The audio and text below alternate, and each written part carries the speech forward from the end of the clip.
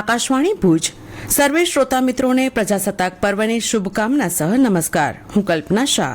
દેશ આજે તેનો 77મો પ્રજાસત્તાક દિવસ ઉજવી રહ્યો છે. રાષ્ટ્રપતિ દ્રૌપદી મુર્મુ નવી દિલ્હીમાં કર્તવ્ય પથ પરથી આ દિવસની ઉજવણીમાં દેશનું નેતૃત્વ કરશે. પ્રજાસત્તાક દિવસની પરેડ સવારે 10:30 વાગે શરૂ થશે, જેમાં દેશની સાંસ્કૃતિક વિવિધતા અને સૈન્ય શક્તિનો અનોખો સંગમ પ્રદર્શિત થશે. આ વર્ષે પરેડની થીમ સ્વતંત્રતાનો મંત્ર વંદે માતરમ અને સમૃદ્ધિનો મંત્ર આત્મનિર્ભર ભારત છે.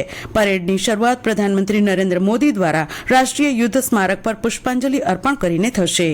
રાજ્ય કક્ષાની 77મા પ્રજાસત્તાક પર્વની ઉજવણી આજે નવરચિત વાવ થરાદ જિલ્લામાં થશે. રાજ્યપાલ આચાર્ય દેવવ્રત, મુખ્યમંત્રી ભૂપેન્દ્ર પટેલની ઉપસ્થિતિમાં મલુપુર ખાતે આજે સવારે 9 વાગ્યે રાષ્ટ્રધ્વજ લહેરાવીને ધ્વજવંદન કરાવાશે, તેમજ પરેડ માર્ચ પાસ્ટની સલામી ઝીલશે. રાજ્યકક્ષાની ઉજવણી અવસરે વિવિધ સાંસ્કૃતિક કાર્યક્રમો તથા પોલીસ દળ દ્વારા વિવિધ નિદર્શનો પણ પ્રસ્તુત કરાશે.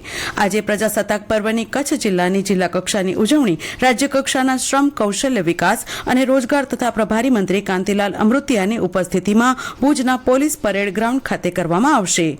ધ્વજવંદન, પરેડ નિરીક્ષણ, માર્ચ પાસ્ટ અને ટેબ્લો નિરીક્ષણ, મહાનુભાવનું ઉદબોધન, વિવિધ શાળાઓના વિદ્યાર્થીઓ દ્વારા સાંસ્કૃતિક કાર્યક્રમ, અધિકારીઓ અને કર્મચારીઓનું સન્માન અને વૃક્ષારોપણ સહિતના કાર્યક્રમો આયોજનબદ્ધ રીતે યોજાશે. રાષ્ટ્રપતિ દ્રૌપદી મુર્મુએ કહ્યું, દેશના આર્થિક ભાગ્યને આકાર આપવાની યાત્રામાં આત્મનિર્ભરતા અને સ્વદેશી માર્ગદર્શક સિદ્ધાંતો છે. તેમણે દેશને ઉર્જા આપવા અને વૈશ્વિક સ્તરે પોતાની ઓળખ બનાવવા બદલ ભારતના યુવા ઉદ્યોગ સાહસિકો, રમતવીરો, વૈજ્ઞાનિકો અને વ્યાવસાયિકોની પ્રશંસા કરી. સુશ્રી મુર્મુએ 77મા પ્રજાસત્તાક દિવસની પૂર્વ સંધ્યાએ દેશને સંબોધિત કરતી વખતે આ મુજબ જણાવ્યું. તેમણે મતદાનમાં મહિલાઓની ભાગીદારી અંગે પણ વાત કરી. રાષ્ટ્રપતિએ પોતાના સંબોધન એ પણ નોંધ્યું કે વૈશ્વિક અનિશ્ચિતતાઓ છતાં ભારત સતત આર્થિક વિકાસ નોંધાવી રહ્યું છે. તેમણે ભાર મૂક્યો કે દેશ વિશ્વની સૌથી ઝડપથી વિકસતી મુખ્ય અર્થવ્યવસ્થા છે.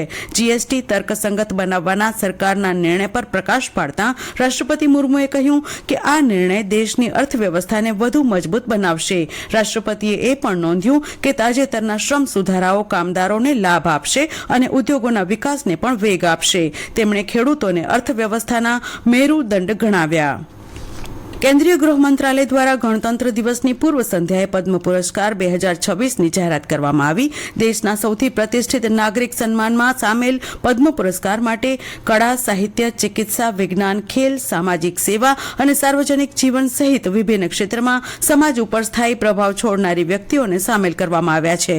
રાષ્ટ્રપતિ દ્વારા કુલ 131 પદ્મ પુરસ્કારને મંજૂરી આપવામાં આવી છે, જેમાં ધર્મેન્દ્ર દેઓલને પદ્મ વિભૂષણ મરણોપરાંત, અલકા યાજ્ઞિકને પદ્મભૂષણ, શિબુ સોરેનને પદ્મભૂષણ મરણોપરાંત, રોહિત શર્મા અને હરમિનપ્રીત કૌરને પદ્મશ્રી એનાયત કરવામાં આવ્યો છે. ગુજરાતની કુલ 5 પ્રતિભાને પદ્મશ્રી એનાયત થયો છે, જેમાં અરવિંદ વૈદ્ય કળા, ધાર્મિકલાલ ચુનીલાલ પંડ્યા કળા, હાજીભાઈ કાસમભાઈ કળા, નિલેશ માંડલેવાલ સોશિયલ વર્ક અને રતિલાલ બોરીસાગર સામેલ છે. આ વખતે પદ્મ વિભૂષણ માટે 5, પદ્મભૂષણ માટે 13 અને પદ્મશ્રી માટે 113 લોકોને પસંદ કરવામાં આવ્યા છે, જેમાં દેશ વિદેશના સન્માનિત લોકો સામેલ છે. પ્રધાનમંત્રી નરેન્દ્ર મોદીએ દેશવાસીઓને, ખાસ કરીને ઉદ્યોગ અને સ્ટાર્ટઅપ સાથે સંકળાયેલા યુવાનોને ગુણવત્તા પર ભાર મૂકવા અપીલ કરી છે. આકાશવાણી પર મન કી બાત કાર્યક્રમમાં પોતાના વિચારો શેર કરતા શ્રી મોદીએ કહ્યું કે ભારતનું અર્થતંત્ર ઝડપથી પ્રગતિ કરી રહ્યું છે અને વિશ્વ ભારત પર નજર રાખી રહ્યું છે. રાષ્ટ્ર આજે પ્રજાસત્તાક દિવસની ઉજવણી કરશે. શ્રી મોદીએ કહ્યું કે બંધારણ આ જ દિવસે અમલમાં આવ્યું છે અને તે બંધારણના ઘડવૈયાઓને શ્રદ્ધાંજલિ અર્પે છે. શ્રી મોદીએ ગુજરાતના બેચરાજીમાં ચંદનકી ગામની અનોખી પરંપરાનો ઉલ્લેખ કર્યો. પ્રધાનમંત્રીએ કહ્યું કે આવતા મહિને યોજાનારી ઇન્ડિયા એઆઈ ઇમ્પેક્ટ સમિટ એઆઈની દુનિયામાં ભારતની પ્રગતિ અને સિદ્ધિઓને ઉજાગર કરશે. આજે 77મા પ્રજાસત્તાક દિવસ નિમિત્તે જિલ્લાના ધોરડો વિસ્તારમાં કચ્છના રણમાં એક ઐતિહાસિક અને રાષ્ટ્રીય સ્તરે પ્રતિષ્ઠિત કાર્યક્રમનું આયોજન કરવામાં આવી રહ્યું છે, જ્યાં ખાદીમાંથી બનાવેલ વિશ્વનો સૌથી મોટો રાષ્ટ્રધ્વજ ત્રિરંગો સંપૂર્ણ આદર અને ઉત્સાહ સાથે પ્રદર્શિત કરવામાં આવશે. વધુમાં ગ્રામોદ્યોગ વિકાસ યોજના હેઠળ ગુજરાતના કારીગરોને મશીનો અને ટૂલ કીટનું વિતરણ કરવામાં આવશે. ભારતે ન્યૂઝીલેન્ડને T20 મેચમાં 8 વિકેટે હરાવી વિજયની હેટ્રિક નોંધાવવાની સાથે 5 મેચની શ્રેણી જીતી લીધી છે. અને આ સાથે આ સમાચાર બુલેટિન પૂરું થયું. નમસ્કાર.